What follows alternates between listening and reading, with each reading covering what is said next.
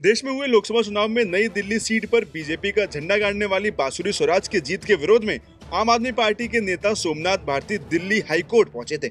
वहीं चुनाव में बांसुरी पर भ्रष्ट आचरण के आरोप वाली उनकी याचिका पर आज हाईकोर्ट में सुनवाई भी हुई, लेकिन सुनवाई के दौरान सोमनाथ भारती का ये दाव उनके लिए ही उल्टा पड़ गया और कोर्ट में उन्हें असहज स्थिति का सामना करना पड़ा। दरअसल सुनवाई के दौरान कोर्ट ने सोमनाथ भारती की याचिका में मौजूद गलतियों की झड़ी लगा दी। सबसे पहले कोर्ट ने पाया कि सोमनाथ भारती की याचिका में टाइपिंग एरर की भरमार है। उसके बाद कोर्ट ने यह भी बताया कि याचिका में प्रतिवादियों का जिक्र पक्षकारों की लिस्ट से मेल ही नहीं खाता है। दरअसल याचिका की सुनवाई करते हुए जस्टिस मनमीत प्रीतम सिंह अरोड़ा ने कहा कि ये याचिका गलतियों और टाइपिंग एरर से भरी हुई है। इसमें बहुत सारी गलतियां हैं।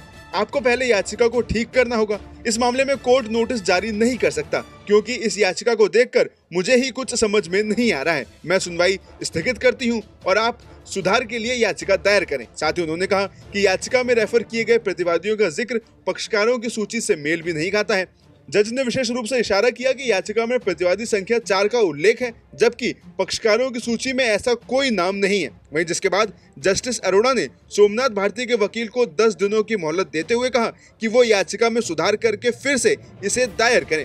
वहीं 13 अगस्त तक इस पर सुनवाई स्थगित कर दी गई है। मामले की अगली सुनवाई अब 13 अगस्त को होगी। वहीं अब अगर दायर की गई याचिका की बात करें तो अपनी याचिका में सोमनाथ भारती ने बांसुरी पर आरोप लगाए हैं कि मतदान वाले दिन बांसुरी स्वराज के बूथ एजेंट्स उन पोस्टरों का वितरण कर रहे थे जिन पर उनका बैलेट नंबर, तस्वीर और चुनाव चिन्ह के अलावा प्रधानमंत्री नरेंद्र मोदी की तस्वीर भी लगी हुई थी। इसके साथ ही याचिका में आरोप लगाया गया है कि राजकुमार आनंद दिल्ली सरकार में मंत्री हुआ करते थे और अचानक से इस्तीफा देने से पहले वो सोमनाथ भारती का ही चुनाव प्रचार कर रहे थे। साथ ही उन्होंने आरोप लगाया कि राजकुमार आनंद पर जांच एजेंसियों के जरिए दबाव बनाया गया और गिरफ्तारी का डर दिखाया गया। वहीं दूसरी ओर खुद पर लगे आरोपों पर बांसुरी स्वराज ने कहा कि इस याचिका से साफ पता चलता है कि सोमनाथ जी को खुद की हार पचाने में समय लग रहा है और मैं सभी आरोपों का जवाब अब कोर्ट में दूंगी। इन लोकसभा चुनावों में माननीय विधायक सोमनाथ भारती जी की हार हुई है, न केवल लोकसभा में बल्कि मालवीय नगर विधानसभा में भी, जहां से वो एक सिटिंग एमएलए हैं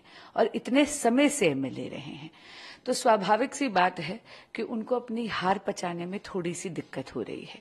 कहीं ना उनके पॉलिटिकल सर्वाइवल का एक प्रश्न उठता है।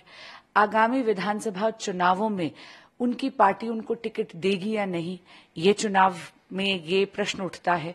इसलिए मुझे लगता है अपनी हार को जस्टिफाई करने के लिए उन्होंने ये इलेक्शन पिटीशन मेरे खिलाफ दायर करी है।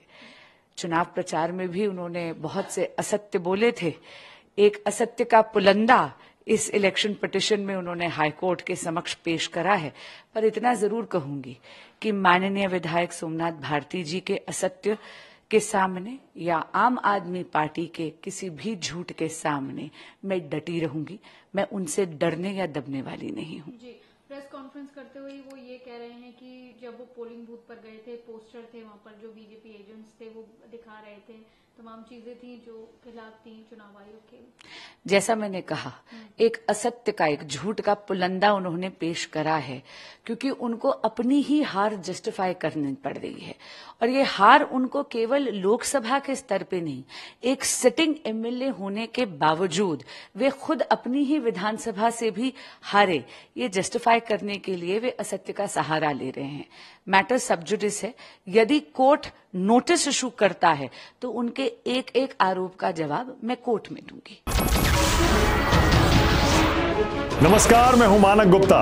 अगर आपको हमारा ये वीडियो पसंद आया हो तो इसे लाइक और शेयर जरूर करें और हां, हमें सब्सक्राइब और फॉलो करना ना भूलें।